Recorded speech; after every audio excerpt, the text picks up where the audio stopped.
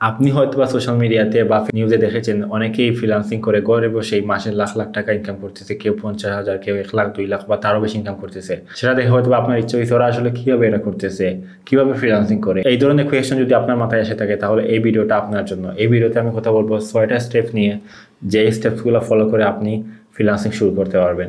আপনি যদি ফ্রিল্যান্সিং এর কোনো কিছুই না বুঝেন, ফ্রিল্যান্সিং এর অর্থটা যদি না জানেন, তারপরেও আপনি এই ভিডিওটা দেখে সেটা জানতে পারবেন। এবং এই ভিডিওতে আমি শুরু থেকে শেষ পর্যন্ত 6টা স্টেপ নিয়ে বা 6টা ধাপে আমি বলে দিব কিভাবে আপনি ফ্রিল্যান্সিং শুরু করতে পারেন। আপনি কি কোর্স কিনবেন না নিজে শিখবেন বা অনলাইনে বা অফলাইনে ট্রেনিং করবেন, এই বিষয়গুলো নিয়েও এই ভিডিওতে কথা বলবো। সো এই বিষয়ে মূলত আমি আপনাদেরকে একটা বেসিক ধারণা দিব যে কিভাবে আপনি একজন ফ্রিল্যান্সার হতে পারেন। এই ভিডিওর প্রথম ধাপটা হচ্ছে যে আপনি ফ্রিল্যান্সিং জিনিসটা কি সেটা সম্পর্কে আপনাকে একটা বেসিক ইন্ট্রোডাকশন দিব, এবং শেষ স্টেপটা হচ্ছে কিভাবে আপনি ফ্রিল্যান্সিং করে টাকা দেশে আনতে পারবেন। সো যদি আপনি ইন্টারেস্টেড হয়ে থাকেন তাহলে ভিডিওটা দেখতে পারেন। আর এটা কোনো সাধারণ কোনো একটা ভিডিও না, এটা একটা পডকাস্ট চ্যানেল। সো এখানে খুব বেশি এডিটিং থাকবে না, খুবই ধৈর্য যদি আপনার থাকে তাহলে আপনি ভিডিওটা কন্টিনিউ করতে পারেন, বিকজ ভিডিওটা একটু লম্বা হবে যেহেতু আমি একটু ডিটেইলসে কথা বলবো। তো বুঝতেই পারতেছেন।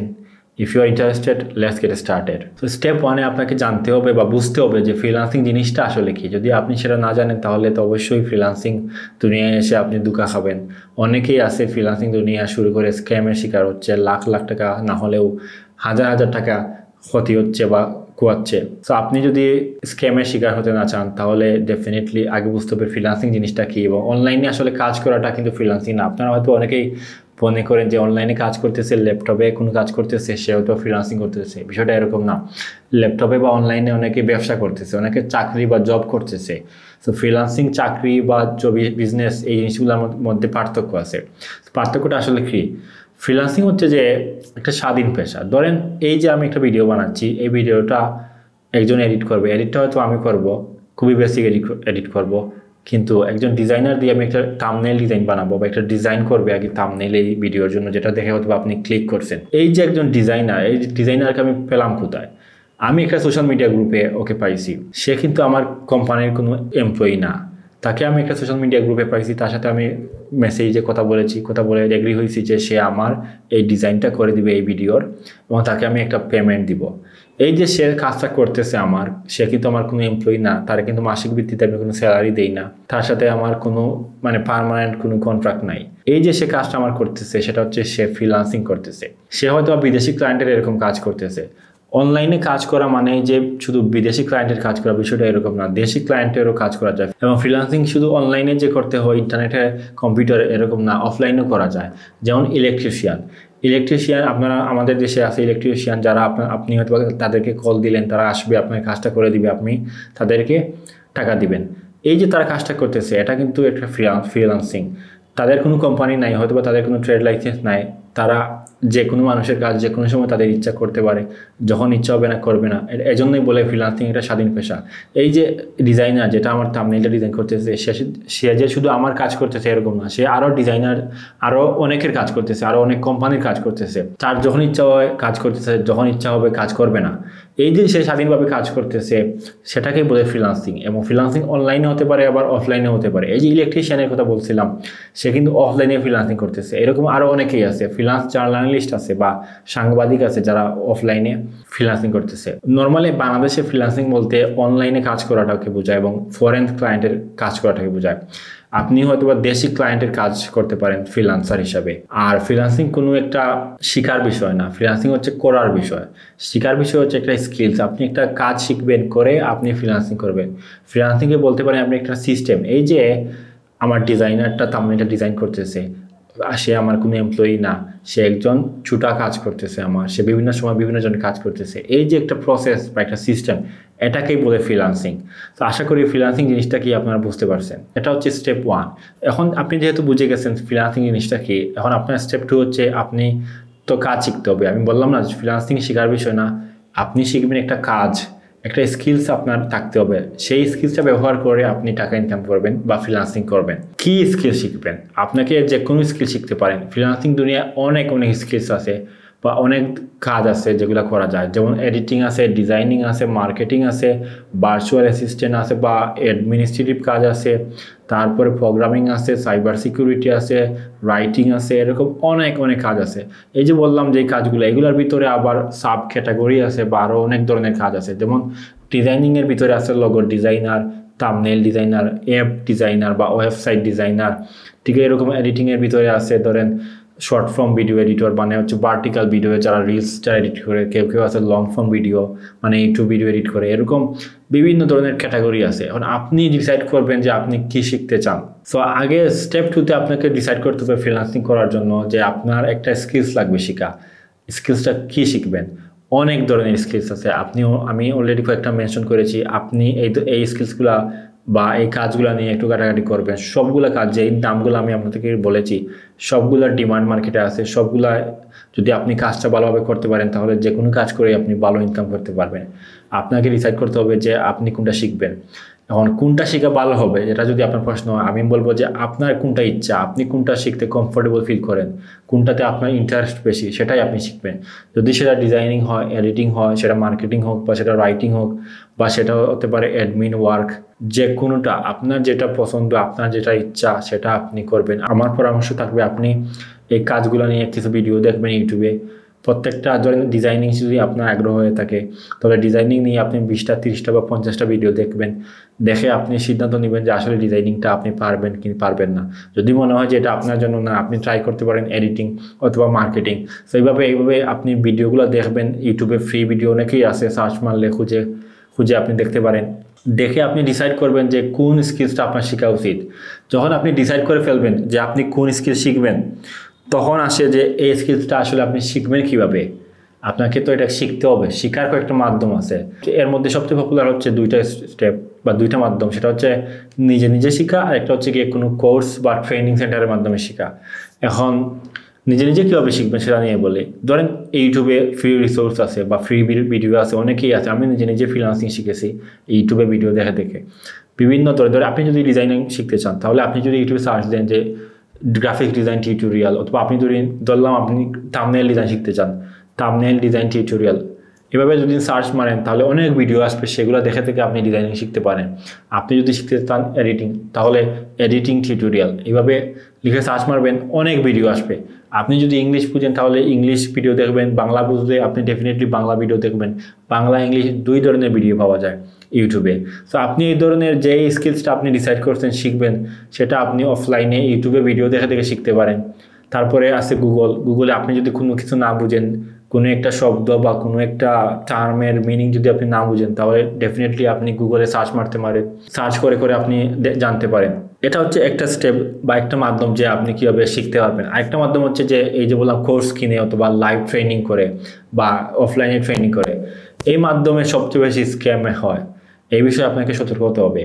অনেক স্ক্যামার আছে বা অনেক তাবিজ বিক্রেতা আছে যাদেরকে বলে কোর্স বিক্রেতা বা সবাই তাবিজ বিক্রেতা না। তাবিজ বিক্রেতা তাদেরকেই বলে মূলত যারা আসলে ফ্রিল্যান্সিং দুনিয়ায় খুব বেশি একটা মানে সাকসেসফুল হতে পারেনি। হয়তো সে 20-50 হাজার টাকা ইনকাম করেই সে কোর্স বিক্রি শুরু করেছে, ট্রেনিং করানো শুরু করেছে। এটাই তার মূলত মেইন ইনকাম হয়ে গেছে। এখন সে আর ফ্রিল্যান্সিং করে ইনকাম করতেছে না, সে কোর্স বিক্রি করে বা তাবিজ বিক্রি করে সে ইনকাম করতেছে। তো এরকম অবশ্যই ভালো ট্রেনার বা যারা আছে, যারা কোর্স বিক্রি করতেছে, যাদের আসলে অনেক স্কিলস বা নলেজ আছে, ডেফিনেটলি তাদের কোর্স আপনি করতে পারেন। আবার তাবিজ বিক্রেতাও অনেকে আছে যারা বলতে পারেন নিজের খুব একটা সুবিধা করতে পারেন ফ্রিল্যান্সিংয়ে, হয়তো বা $200-500 ইনকাম করছে, সেটাকেই আপনাকে স্ক্রিনশট দেখিয়ে সে কোর্স বিক্রি করে। এভাবেই তার মূলত ইনকাম। সো আপনি এটা ডিসাইড করবেন খুবই কেয়ারফুলি যে আপনি যদি কোর্স কিনেন বা অনলাইনে কোনো ট্রেনিং নেন বা অফলাইনে কোনো ট্রেনিং নেন, তাহলে যে ট্রেনিংটা দিচ্ছে সে আসলে ফ্রিল্যান্সিং দুনিয়ায় কতটুকু সফল সেটা আপনাকে আগে জানতে হবে।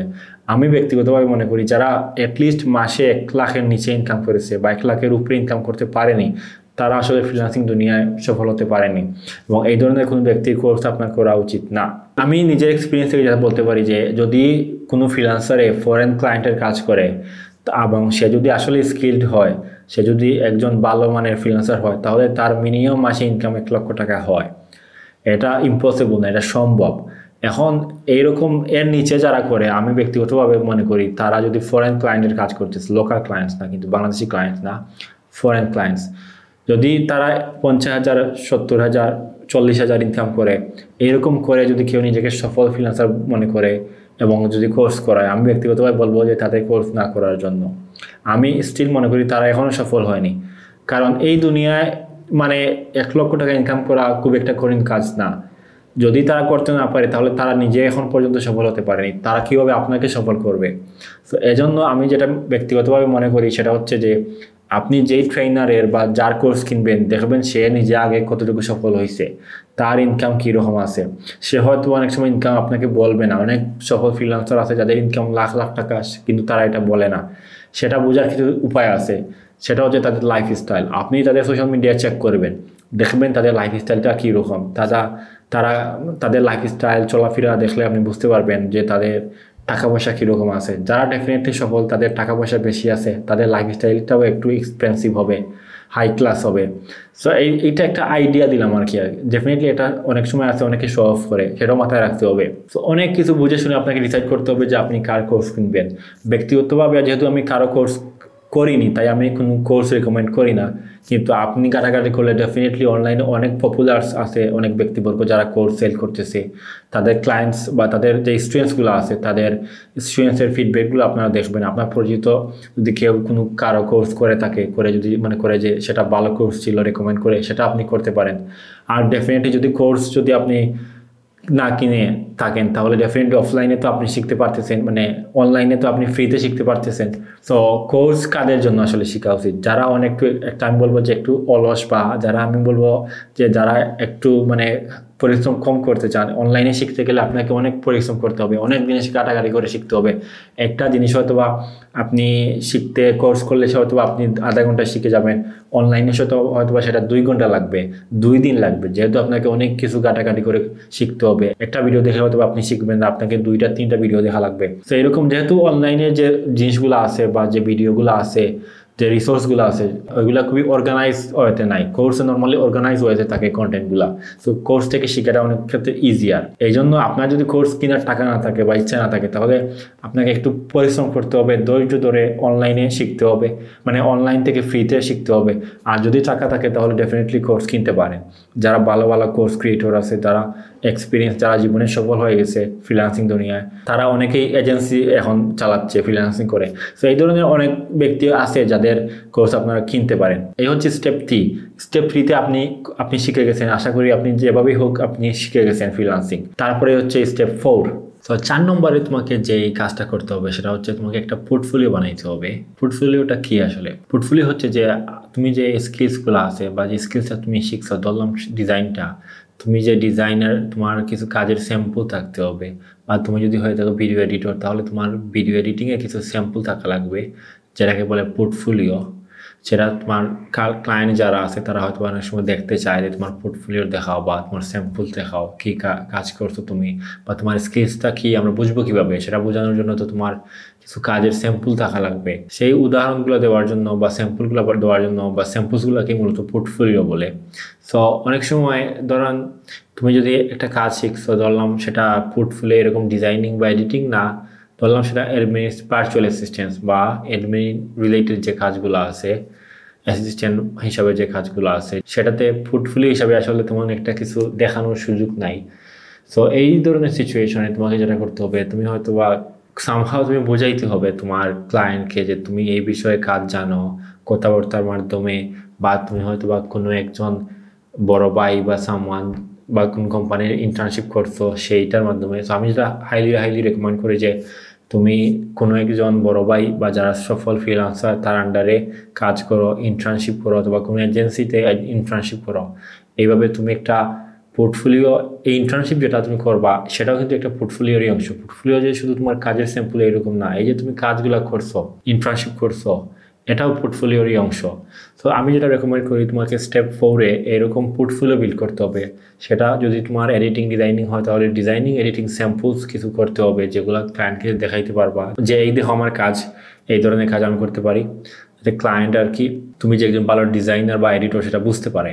আর যদি তোমার এই ধরনের সিচুয়েশন এডিটিং ডিজাইনিং না হয়, এমন কোনো কাজ হয় যেটার আসলে শো করার মতো স্যাম্পল নাই, তখন তোমার এই ধরনের ইন্টার্নশিপ করতে হবে কোনো ব্যক্তির সাথে বা কোনো প্রতিষ্ঠানের সাথে।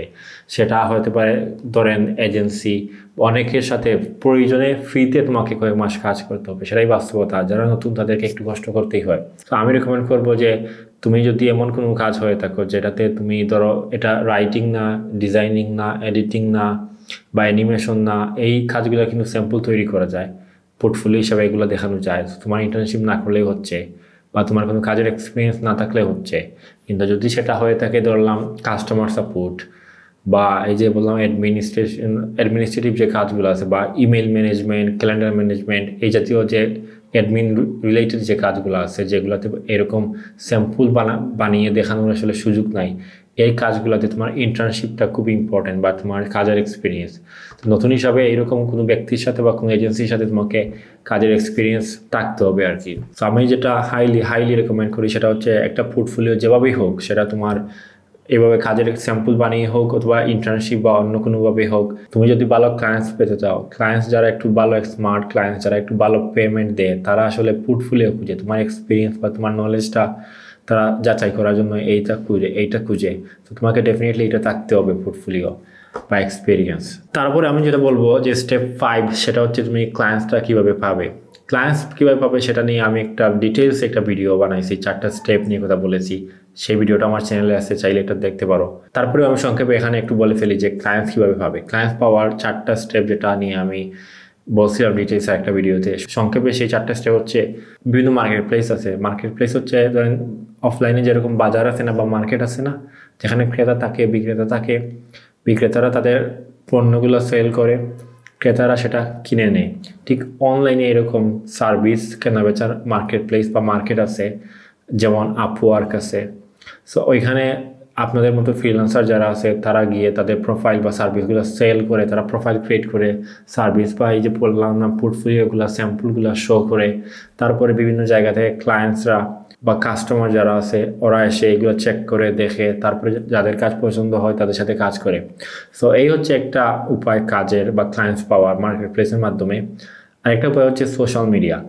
বিভিন্ন ধরনের সোশ্যাল মিডিয়া আছে পপুলার ক্লায়েন্টস পাওয়ার জন্য, তার মধ্যে ফেসবুক, ইনস্টাগ্রাম, টুইটার বা এক্স, লিঙ্কডইন, ইউটিউব, এই সোশ্যাল মিডিয়াতে বিভিন্ন স্ট্র্যাটেজিতে ক্লায়েন্টস পাওয়া যায়। আমার যে ভিডিওটা আছে ডিটেলসে আমি যেটা বলছিলাম যে ওইটা যদি দেখো তাহলে ডেফিনেটলি জানতে পারবে ডিটেলসে কী স্ট্র্যাটেজিতে সোশ্যাল মিডিয়া থেকে ক্লায়েন্টস পাওয়া যায়। সংক্ষেপে যদি বলি আমি, সেটা হচ্ছে যে বিভিন্ন গ্রুপে তুমি যদি ডিজাইনার বা এডিটর বা অ্যানিমেটর বা রাইটার এরকম হয়ে থাকো, তাহলে তোমার কাজের স্যাম্পলগুলো পোস্ট দিবা, পোস্ট দিয়ে মানুষকে বলবা তোমাকে ফিডব্যাক দেওয়ার জন্য। এখানে তোমার উদ্দেশ্য কিন্তু ফিডব্যাক পাওয়া না, উদ্দেশ্য হচ্ছে যে তোমার যে কাজটা কি সেটা শো করা, যাতে অনেকেই আছে এই ধরনের কাজ দেখে তারপরে তোমাকে রিচ আউট করবে বা মেসেজ দিবে তোমার সাথে কাজ করার জন্য। যেমন ধরো এই ভিডিওটার যে থাম্বনেল ডিজাইনার, ঠিক একই স্টাইলে আমি ওকে পাইছি।